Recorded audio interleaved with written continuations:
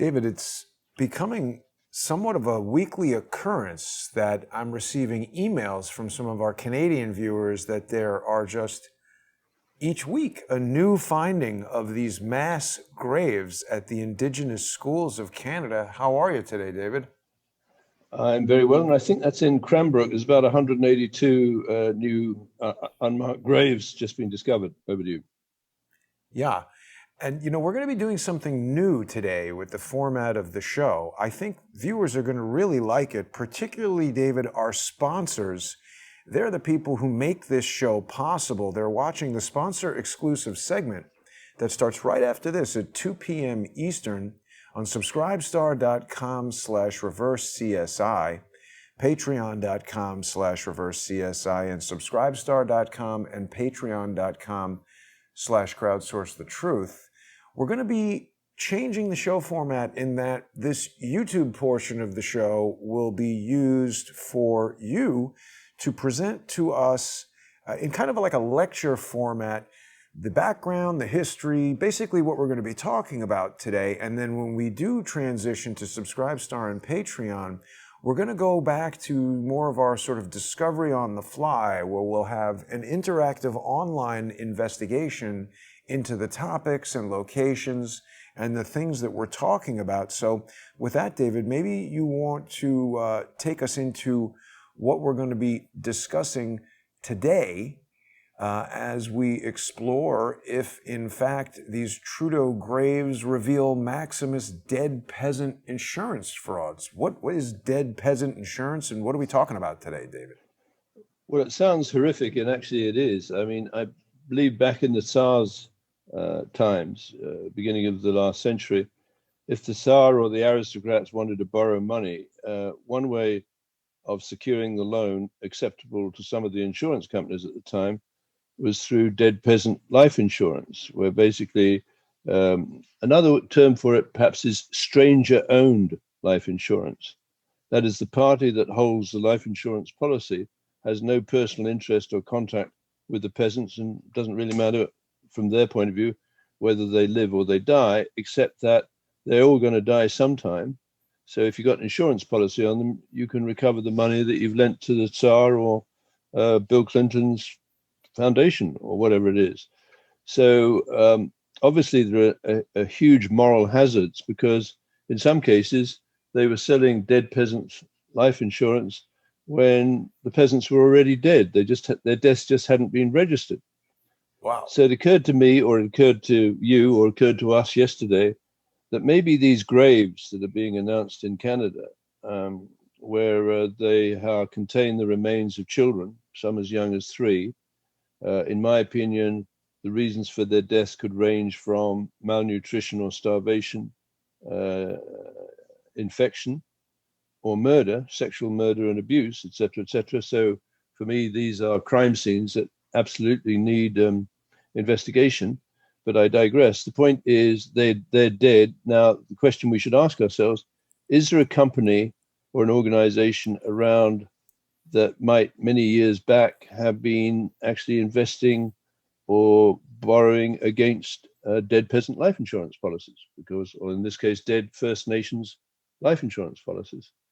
And then we come back to Mr. Trudeau, Pierre Trudeau. And it occurred to me, I think it's a legitimate question maybe listeners would like to consider: who is responsible for the most unmarked graves in the 20th century? Now, there's an embedded question here. I'm not talking about the people who are responsible for putting the live bodies into the graves. I'm talking about the people who have custody of the grave sites and manipulate perceptions about that grave sites in order to conceal, for example, mass murder or a dead peasant life insurance fraud. Because in many ways, the cover-up persists forever. Because, for example, there's no statute of limitations on murder. If we find in these grave sites that the children have been murdered, probably or quite possibly many of the people doing the murders are dead now, but maybe not. And so this would be a very fruitful investigation if Pierre Trudeau, well, he's dead now, but if Justin Trudeau had the cojones to do the investigation. Well, So he if we seems to be just, doing more of a cover-up, David. Our viewers in the chat are alerting me that there seems to be something going on in Winnipeg. Statues of Queen Victoria and Queen Elizabeth II have been torn down. It seems kind of similar to, like, why are we hearing about all these mass graves now? They've been around for a long time. Could in part be a way to incite the population of the disenfranchised population of First Nations people in Canada. This is remarkably similar to what was happening, and I'm not saying it's unjustified, but this is remarkably similar to what was happening in the United States last summer, isn't it?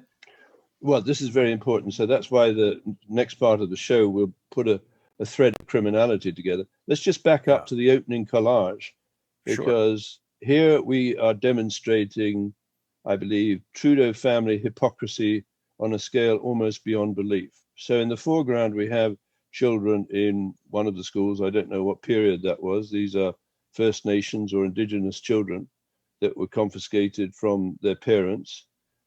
Actually, in my belief, if we look historically, I think they, the Trudeaus, believe our children are their property. But I'll come to that in a minute. Behind, you have a mural, brilliantly done, of, I think in the States you call this flipping the bird, is that right? Yes, absolutely. And this is a supercilious scumbag who believes that people like you and I are inferior beings. He would describe himself, or perhaps many people, his fans would describe him as a member of the intellectual elite. And that's an interesting concept because David Rockefeller, I think in around the 1993 period, he told us that the world is ready to move to a supranational government of world bankers and an intellectual elite. And I don't think he was referring to you and me, Jason, even if we consider ourselves fairly sharp, right? Right. Anyway, when he came over, Pierre Trudeau came over to the West Coast, which was exceedingly alienated from Canada, the federal government, because of the various laws and restrictions about oil and gas and this sort of thing. He was accosted. I think he was in a railway carriage, and he gave the finger to the peasants outside. Right now, this man is or was a Fabian socialist. And just to remind the audience, Fabian socialist, that's a movement that was really founded and driven in the late 19th century. Its center of academic excellence is the London School of Economics. And after Pierre Trudeau was kicked out of Reserve Officer Training College in Montreal for indiscipline, his daddy had a decent amount of money, so he went on a intellectual tour, I guess, to Harvard, the Sorbonne, and the London School of Economics. And then he came back and subsequently made various trips. In 1960, he was in China celebrating the Communist Revolution, I think the beginning of the Great Leap Forward. In 1973, he met with Mao Zedong and Zhou Enlai, and I believe signed a trade agreement that transferred population control technology from Canada to China. And then, of course, he died in, I think, 2000. But there was a very interesting period, and the people who are pulling Queen Victoria's statue down and going through these exercises consistent, I don't know, with Black Lives Matter, they should be reminded or told, probably they're not aware of it, that custody of the Indian residential schools, and in particular the Kamloops schools, was transferred from the church to the federal government in 1969. What are Well, the that's kind of implications of significant. that, David? Yeah. Well, it means custody of those, what I believe are crime scenes, was transferred to the federal government. So if we're talking more about the cover up than the reason why those children entered the grave, then the cover up is squarely with the Canadian federal government, right? Well, Which that's since clear, isn't it? 1960, well, absolutely. Just as, and Americans may be appalled to find that, I believe the cover up of the grave sites at Ground Zero also can be assigned or attributed to the Canadian government. But I digress. Let me come back to these graves with the First Nations. But wait a minute, because you're talking about AMEC? We'll come back to that. I'm talking about the debris field at ground zero and the satellite surveillance systems that were looking down on it right through the attack. Now, so we got this Maximus company framed, and I'm going to come to the particular technology connections to the graves. I'm kicking myself, put it bluntly, because I've been working on this for years. In fact, I was warning not about the detail of 911, but about the concept that there might be an attack being launched from within Canada against the United States back in the times of the attack on the American embassies, the USS Cole, and the bombing of Aden Harbor, right? But either way, I met with John McDonald of McDonald Detweiler in 1995 with a view to exploring the possibility that his company, that was highly relevant to the artificial intelligence research I was doing, might be acquired by a company I used to work for in the UK called Rakel Electronics. And he wouldn't look me in the eye. Now, people might think that's bizarre, but I have fairly sharp antenna, at least I think I have, because McDonald Detweiler was actually bought by Orbital Sciences of Dulles, Virginia, around that period. And Orbital Sciences provides the software for tracking incoming intercontinental ballistic missiles. So it's a high technology outfit. David, they've changed their logo. Yes, I know. All right. but it looks like wings now. What do you think of that? Well, it's quite significant. But going back to MDA, MDA at the time had two core technologies highly relevant to the crime scenes we're talking about. One is synthetic aperture radar systems, which could look down on grave sites, whether legal or illegal, and determine if there was anyone sniffing around those grave sites, possibly looking for information that might expose a great crime. Another technology that McDonald Detweiler produced was Mobile Data International for tracking police cars and fugitives from squad cars. And they developed that in the 60s. And of course, what I've been doing and hopefully sharing with people, it depends on who you want to win. You could track good police into bad crime scenes, or you could track bad police into good crime scenes in the sense that they're good from the point of view of the people who are trying to cover them up. So McDonald Detweiler had two technologies absolutely significant in terms of body counting at grave sites from satellite 24/7, right? So if you were betting or had an insurance policy on dead peasants, wouldn't it be interesting if you could sell life insurance on dead peasants, if you see what I mean, as a security against a loan from criminal organizations? Now, about 4 days ago, and I kicked myself, I was Googling for Maximus and Department of Justice, and I found that link to a contract that I believe was signed not just in May of 2001, but on May Day 2001, where organized labor celebrates the success of various revolutions around the world. And the contract was between the Department of Justice and Maximus, and inevitably Maximus shareholders that we can talk about, that gave them the administration of the asset forfeiture fund.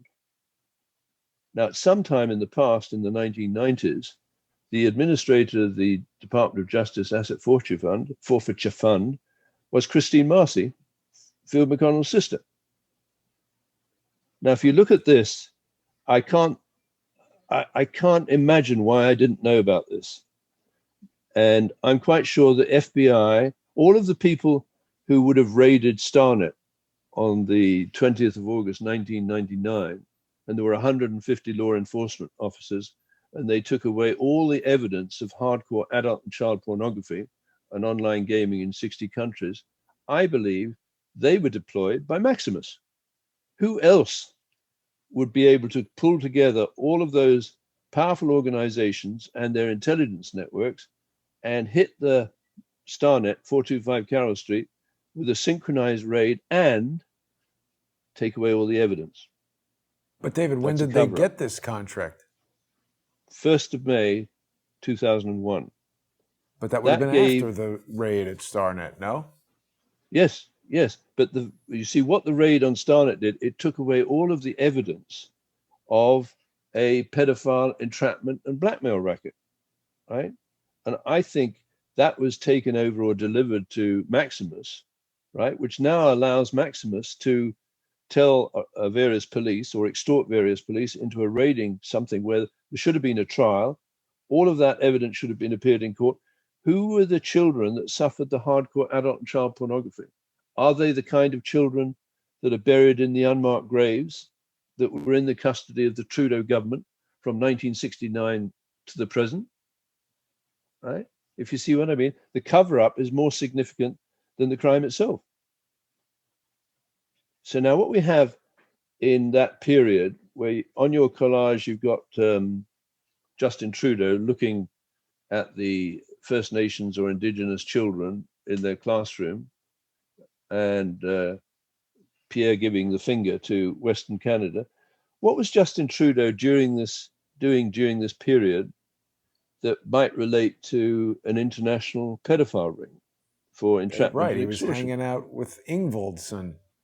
More than hanging out, he was his roommate.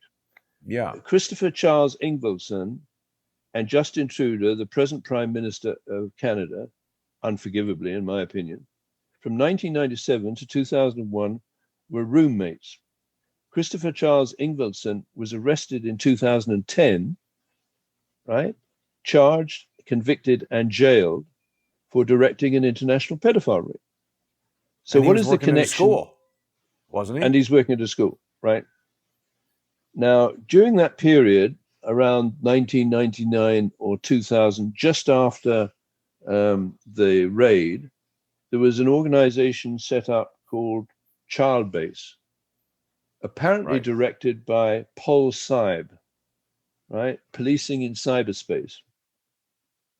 And Childbase is a very interesting network, if you will, that links together Serco, which I can prove to be a Maximus company, the National Crime Squad in the United Kingdom, and Imagis, a face recognition artificial intelligence technology company in Vancouver. And what they purported to do, and what the award was about, was that they could now go through millions of pictures of abused children and relate those to suspects or pedophiles and hotel rooms.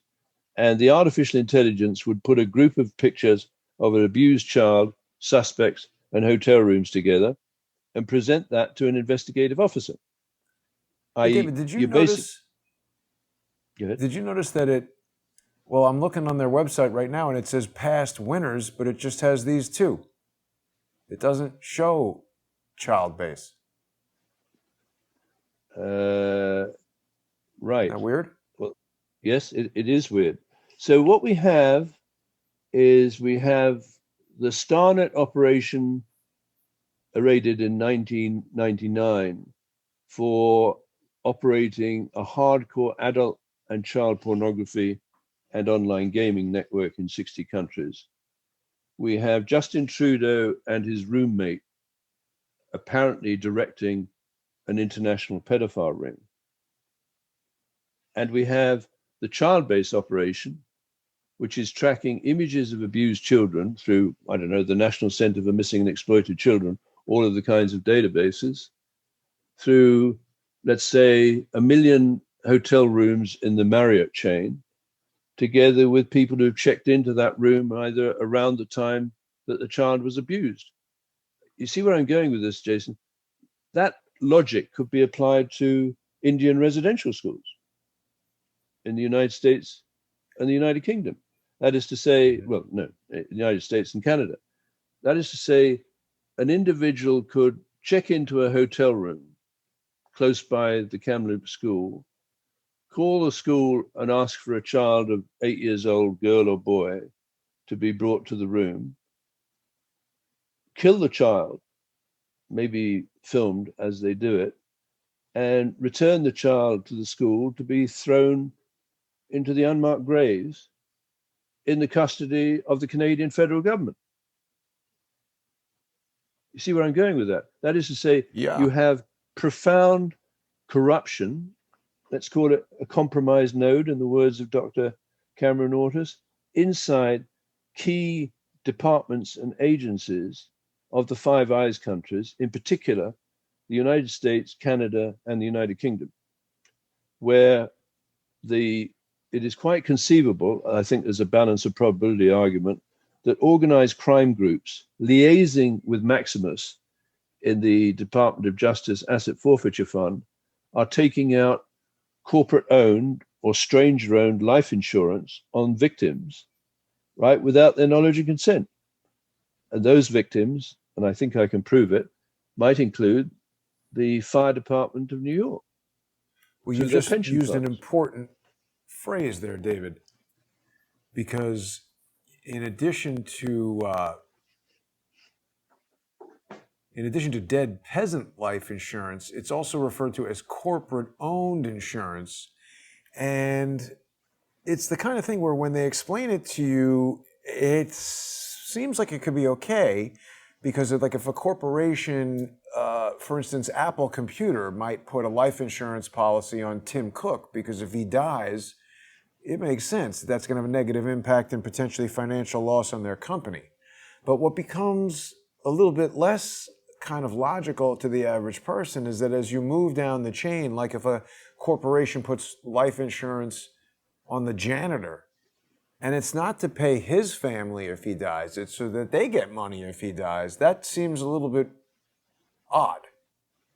Well, it's more than odd. I mean, and there's multiple moral hazards in this business, and it's extremely complex, and I don't intend to spend much of the rest of my life trying to dig into it. All I know is there were maneuvers taking place with respect to the New York City employees' retirement system prior to 9/11, where various pensions, including the Fire Department of New York Pension Fund, brought an action against the directors of McDonnell Detweiler for misdeclaring their revenues after the takeover by Orbital. That was settled out of court. But the problem is, I'm not sure that the Fire Department of New York knew the possible consequences of a dead peasant or dead firefighter life insurance if McDonnell Detweiler was found to be using the techniques for navigating planes through instrument approach procedures, as was announced on May the 3rd. Now, perhaps I'm moving away from the Indian schools, but I'll come back to that perhaps in the next part of the show, because what I think we can now demonstrate, Jason, is there a strong probability in that relationship between Maximus, its shareholders, and the people being tracked and traced at the Asset Forfeiture Fund, which include... But sorry, David, before you go to that, I just want to share this with you, because it seems like this is, this is something we should have been talking about. The Wall Street Journal in 2002 was talking about how companies profit on workers' deaths through dead peasant insurance. And then they had another article here saying Walmart was sued for collecting insurance on employees, I think without the employees knowing. Yeah, and who was the director of Walmart? Hillary Clinton, right? Oh, no, sorry, they did enroll. The company names itself as a beneficiary on the policy, bought in the name of rank and file employees. Dead peasant insurance. Walmart stopped the practice in 2000, saying it was losing money. Not that it was unethical or bad, they just were losing money. Unbelievable.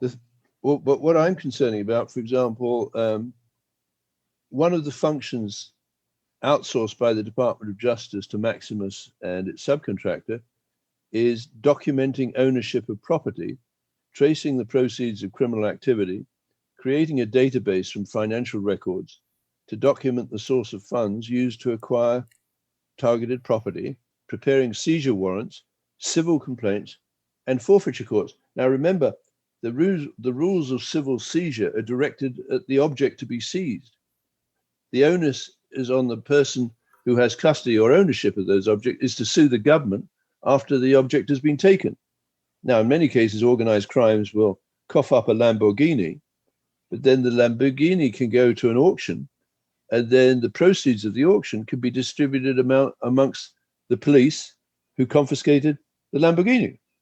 And that's exactly what's happened. It's called policing for profit. So there is a huge moral hazard in the Department of Justice outsourcing the operation of the Asset Forfeiture Fund to Maximus, whose shareholders have $18 trillion of assets under management. So literally, Maximus, I believe, is burgling the family. They're doing better than burglars, David.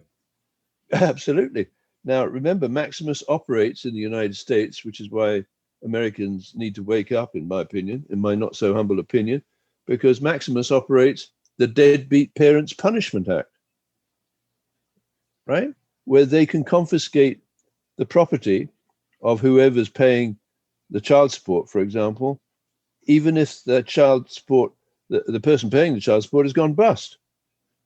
Suicides occur, etc., etc. So let's go back to that Indian, the First Nations, the Indian residential schools. They ran for well over 100 years. But the key happening, I think, in 1969 was Pierre Trudeau, the man with the finger, right, inserted into Western Canada, transferred the ownership or the custody of the residential schools and the cemeteries, the unmarked cemeteries around them, to the federal government.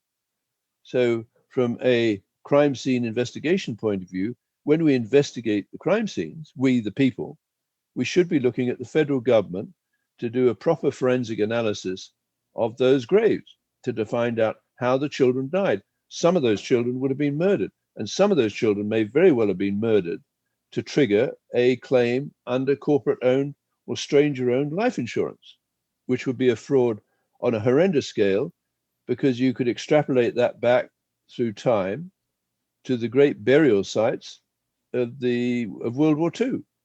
So how do we know that in many cases these civil wars haven't been designed, like let's say Rwanda, by these organizations to generate large numbers of dead peasants, whether they're Hutu or Tutsis, and launder dirty money through the Department of Justice Asset Forfeiture Fund, courtesy of Maximus? Because what I believe has happened by the Department of Justice is they've turned the Asset Forfeiture Fund into a huge money laundering racket. Yeah. Wow. It's amazing, David. Now, back to the First Nations thing. Is this the meeting where Trudeau gave everybody the finger? It looks like we have a lot of tribal leaders, and here's Trudeau. Well, you see, for me, this guy is a hypocrite, right? I mean, I believe he was extremely anti, because he's a Fabian socialist, any kind of independent rights or preservation of language or culture for the First Nations. Because Fabian socialists, remember, they want population control, government by elite bureaucrats, and centralized credit. Well, Pierre, or at least Justin, that's what he's got. He's now got that control over the United States. It's not just Canada, because the Fabian socialists rule today, right?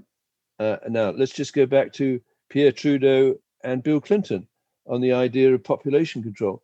In 1969, apparently, the physicians at the Arkansas University Medical Center began collecting prisoner blood.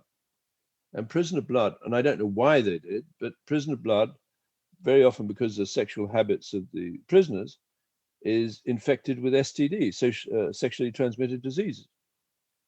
So after the schools were transferred to the federal government, Pierre Trudeau and Bill Clinton, I think he came back to, he did his Yale law degree, I think in 1970 or something like that. Then he went to Arkansas. About 1976, he became Attorney General, I think, in Arkansas. And then 1979, he became governor. But there was a highly profitable trade in tainted prison blood between Bill Clinton in Arkansas and Pierre Trudeau in Canada, where blood would be extracted from the prisoners, and we're talking about potentially a pool of viruses in that blood, extracted from prisoners at $7 a pint paid in scrip, right? Presumably to buy cigarettes. the blood would be shipped through a broker in Montreal to Connaught Laboratories at the University of Toronto to be fractionated. And that drove the global Hep C and HIV epidemic. I don't think they uprated it to a pandemic. Isn't that a crime against humanity? Has Bill Clinton paid a price? No. Everything these guys do is a crime against humanity, basically. Right. So now, in 1992 or 93, I believe there was a case brought by a poor black illiterate woman in the United States against the Office of Economic Opportunity, where Christine Marcy used to work in that period, 1969, 1970, I believe for Donald Rumsfeld or Dick Cheney. And Rumsfeld the woman just died, or her, David. Sorry? Rumsfeld died the other day. Oh, did he? Well, regrets. I don't know. He's a scumbag. We're better off without him. Yeah, but he did say something important. You go to war with the weapons you've got, right? And that's what America has not understood, that the weapons they have are much more sinister and dangerous than guns.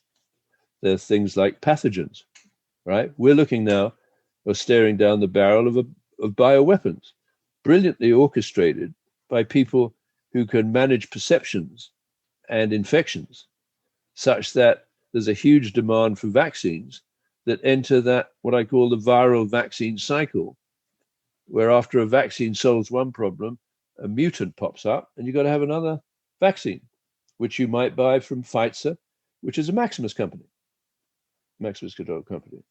But I just let me stay with that fractionated blood. So what the Office of Economic Opportunity in the United States, where Christine Marcy used to work, was doing was creating or funding a sterilization program, where this particular woman who brought the case, or lawyers who brought the case, as I understand it, was told she's going to lose her welfare benefits unless she has her daughters sterilized. So the daughters were sterilized. But you see, that's just a pinprick in the sense of 2 deaths or 2 sterilizations. But what about when Pierre Trudeau went to China in 1973? Why wouldn't he, as a Fabian socialist, chat up Mao Zedong and Zhou Enlai and say, I think we've got a program now where we can reduce your population control. We can provide you with the technology, and we can provide you with the viruses and pathogens necessary to kill off significant proportions of the populations, particularly those rebelling against the great communist leap forward, which was probably responsible for 80 million dead. And that comes back to my question. Who is responsible for the most unmarked graves in the 20th century? I believe it's Pierre Trudeau. It's not that he put the people in. Yet. No, we don't. But we do know it runs into the millions, right? And let's say the Nazis, National Socialists under Hitler, sometimes they're attributed with 20 million dead. Stalin with 50 million dead. Mao Zedong with 80 million dead. Now, how many graves are associated with those individuals who went through those systems? Not many, because in many cases, they were incinerated. In other cases, there are unmarked graves yet to be discovered. Right. But in other cases, they find hundreds or thousands of people in these unmarked graves, some of them being surveilled by McDonnell Detweiler satellites, which would become Maxar satellites. And Maxar is a Maximus company. And let me just say what I mean by a Maximus company. Any company that has one or more shareholders from the big 3, that is State Street, Vanguard, and BlackRock, with more than 10% of the voting equity, for me, is controlled by Maximus. Because Maximus has got exactly that kind of distribution, but Maximus has something over and above that that makes it one of the most dangerous companies in the world. It has the operation of the Department of Justice Asset Forfeiture Fund, where organized crime groups can cut deals with Maximus and say, look, here's your Lamborghini, here's a couple of $1 million for the police pension fund. You let the 10-ton truck full of cocaine go across the border, between the United States and Canada. It's the complete collapse of the justice system in Canada and in the United Kingdom and Australia and New Zealand and the United States. It's on a scale that's almost too hard to believe. Remember what J. Edgar Hoover said: the individual is handicapped by coming face to face with a conspiracy so monstrous they cannot believe it exists. Well, I've been around the block, as you know, for 40 years. And I think, had I 20 years ago or 30 years ago, well, no, it didn't happen until the 1st of May. Without my knowledge, I would have looked at that relationship between the Department of Justice and Maximus and said, well, what does it mean? Well, I think the average person, hopefully, at least I'll die in the attempt, can understand that here you have corruption or a compromised node, in Dr. Cameron Ortis's words, that almost defies belief. You've got the total integration of the Department of Justice, the Asset Forfeiture Fund, and criminal organizations around the world. So with that phantom secure situation out of Richmond or Sky Global, what did we hear through the Department of Justice and what's left of the justice system in Canada? That some senior people were arrested. I don't know whether they're festering in jail, but those encrypted phones allowed crime groups around the world, up to 20,000 or 200,000, to move drugs, traffic in children, etc., etc. So my argument is that announced is, has there been a deal between Maximus and those organized crime groups through the Department of Justice Asset Forfeiture Fund to say, let's throw that guy in jail, here's $1 million, we'll equip you guys with a new kind of encrypted phone, and we'll carry on trafficking in children. Minute, David. Doesn't it seem more like it would be a deal between the FBI and Maximus, because they're confiscating the funds and then the government gets the money? Why would the organized crime people want to do it? You outsource it to Maximus. Well, because the organized crime groups, they don't want all of their assets confiscated. So they would be ready to buy off. Basically, it's a protection racket. Let me read from that article. For the last 10 years, PRM, that's Public Risk Management, which is a subcontractor to Maximus, has consistently supplied the DEA with outstanding personnel to fill a critical need the client had to ensure that criminals would have their ill-gotten gains forfeited to the government. PRM draws on its cadre of over 180 subcontractors to meet the challenges posed by the client. These experienced subcontractors are primarily from the ranks of retired federal agents from the Drug Enforcement Administration, Internal Revenue Service, Criminal Investigation Division, and the Federal Bureau of Investigation. So it's just a mass of interlinked networks with the extraordinary possibility of kickbacks or a small payment to an FBI officer to drop a charge and allow, I don't know, a truckload of cocaine to cross the border between the United States and Canada, which is now the drug capital or trafficking capital of the world. Over to you. Yeah, I mean, this is shocking. I mean, oh boy, this clicking. I think a lot of people, David, had no idea that type of stuff was being outsourced. But I mean, this is just so shocking to me. I keep coming back to it, that the law enforcement agencies are taking more stuff. I mean, is there that much crime going on? It almost seems like, how could forfeiture take more stuff than theft? Because and why did it drop down like this before it shot up? It's a weird chart. This is perhaps key, and this has come back to the political ideology of the Canadian government. Right? The Diefenbaker Bill of Rights moved, I think, I forget the date, through to the Charter of Rights and Freedoms that was developed, I believe, by Jean Chrétien, former Prime Minister, and Pierre Trudeau. One word has gone missing between the Diefenbaker Bill of Rights and the Charter of Rights and Freedoms, and that is the word property. So Fabian socialists, and socialists in general, don't believe that you have any property. And property rights need to be regularly enforced, right? So confiscating anything up to your children is perfectly reasonable for the socialists. because then children can actually be groomed and trained, alienated from the parents, and then, I don't know, pull Queen Victoria's statue down. And remember, I would say that the group assembled on the 6th of January outside the Capitol building, and the group of that showed me, you just showed me pulling down Queen Victoria's statue. And the idea of the socialists is erase history. And there's a very smart comment: if you forget your history, you're condemned to relive it. Right. What these statues need to have is a plaque, possibly written, or a biography or whatever, in the good things and the bad things. I mean, this basically is an attempt to cancel history. Like what it are or these not. flags they have? Well, they're their little slogans and tokens, etc. And I barely mentioned the BBC, but let's just take as an example manipulation This of is public BBC. perception. Oh, excellent, excellent. Now, what I wanted to do, you remember that we've discussed extensively how you can inject fake news into channels like the BBC. And many months ago, I discovered this patent that the BBC had taken out, which was entitled Spoken Text Display Method and Apparatus for Use in Generating Television Signals.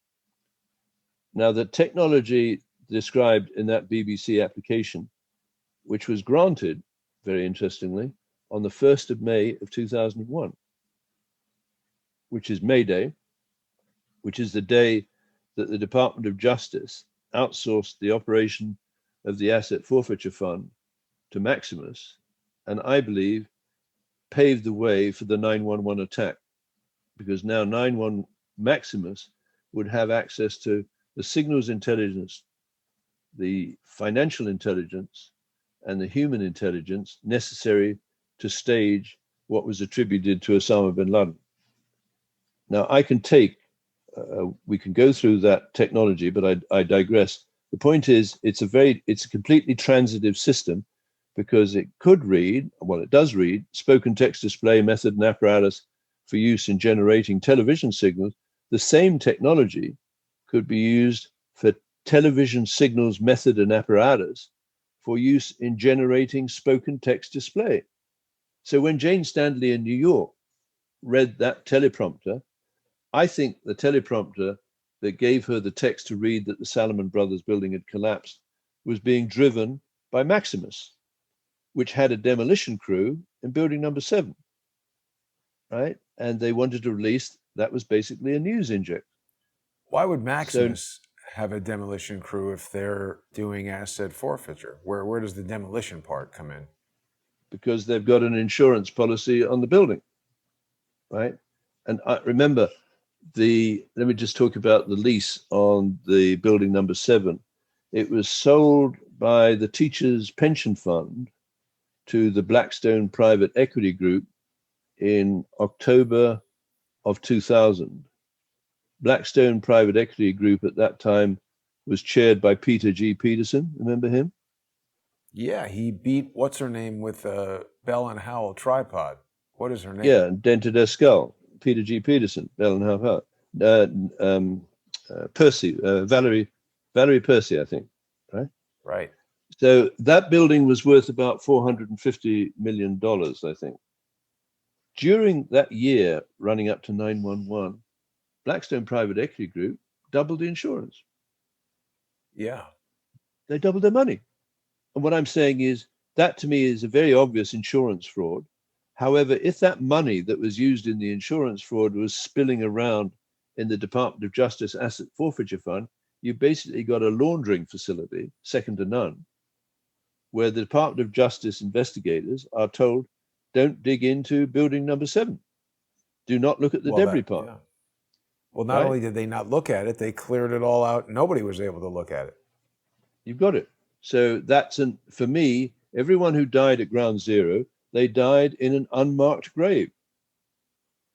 And the timing and the coordination and the orchestration of the signals and financial and human intelligence had to be within the brief or the possibility of an outfit such as Maximus, because there aren't any others.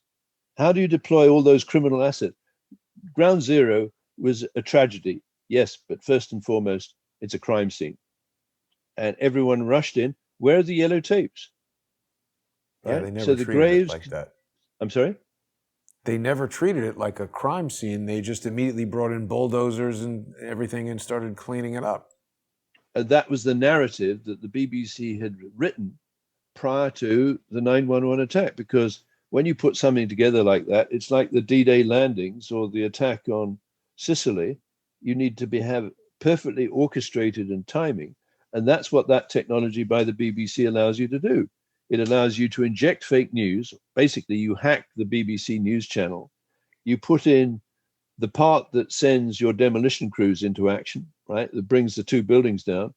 But now then you have some extremely lucrative and profitable tools. For example, a catastrophe bond written on the possibility that both towers might come down in the same day. Now, let me just back up to the wording of a catastrophe bond. You have a sponsor, you have an escrow agent, and you have an investor group. The sponsor is attempting to prove to the investors, who are going to be asked to put a great deal of money in, that what they're about to get coverage for is a double black swan event, if you will. That is to say, no steel frame building in history has ever collapsed through fire. So the sponsor of the cat bond I allege took place for the Twin Towers told the investors, look, you've got two towers. We would be cleaned out if both towers came down the same day. And the New York firefighters pension fund, right? Think about that. Might need to take a position to cover off the payments. So would So they have actually, corporate-owned insurance on firefighters? yes, I'm They absolutely do? convinced of it. Well, I mean, we'll have to check it. But you see, as you know, I've been working on this a long time. What I first was looking for, was there an opportunity to sell insurance to insiders of the New York pension fund based on above 300 deaths in the same day? And their answer is yes. I mean, through McDonald Detweiler, and that I think I sent you the court case, right, in Virginia, and it relates to the fraud, the alleged fraud with respect to the acquisition of McDonald Detweiler by Orbital Sciences. But remember, McDonald Detweiler would have had the technology to fly the planes remotely into the building, and it had the satellite imagery to look down on ground zero to give real-time battlefield and signals intelligence as that progressed through the crime scene, right through to the time when they're taking the debris away, and the steel went to, I think, Indian and Chinese smelters, even though Yeah. it had been eutectically modified because of the heat. The Chinese and the Indian smelters turned it back into steel and sent it back to the United States to be turned into a warship. I mean, how cynical can you get? This is the case you were talking about, right? Orbital Sciences Corp. Yes. Look at that, July 30th, 1999. So there's a lot going on, right? But essentially, that was settled out of court, as I understand. And then around that time, Orbital coughed up McDonald Detweiler, which came back to Canada. The headquarters always stayed in Richmond. McDonald Detweiler was controlled by two big pension funds and the CAI private equity group. And I believe I can prove those pension funds were controlled by Maximus shareholders. So on 911, you have the ability to kill over 300 firefighters, claim a massive corporate-owned life insurance policy, defraud the pension funds. But then the most important part is the cover-up. You do not want anyone going through what effectively was an unmarked grave with about nearly 3,000 people in it to find out how they died. Some of them, I think you'll find, had bullets in the back of their head. People like Peter J. Gansey Jr., right? Because there's the fire chief of New York, digs himself out from the South Tower, goes to the North Tower, but the Motorola radios were jammed. The AT&T communication systems were jammed. Motorola radio systems for tracking people had been sold by McDonald Detweiler through McDonald Mobile Data International to Motorola, and Motorola Solutions in Chicago is a Maximus company. AT&T is a Maximus company. So they jammed the communication systems on 911, ambushed the second group of firefighters in building number 1, built the body count up to 340 or whatever it was, triggered a cat bond, and threw the body bits into Garbage Hills 1 and 9 in Fresh Kills landfill. The big crime is the cover-up, the graves, the lack of forensic investigation. And it's the same outside the Pentagon. Where was the yellow tape? None. Right. David, this photograph here, it's pretty reminiscent of and kind of close to that 10 millionth patent with Raytheon. Oh, yes. Maybe you can show that up, and perhaps that's a good segue to go into the second part of the show, right? And because then we can give the audience, I think, a rather clear explanation of how this was an organized crime operation. And it's Raytheon, 10 millionth patent, and it's the LiDAR, right, display. So that's the 10. Yes, I can just see. That's right. Let me just explain why this is indicative of a sequential game, body counting game.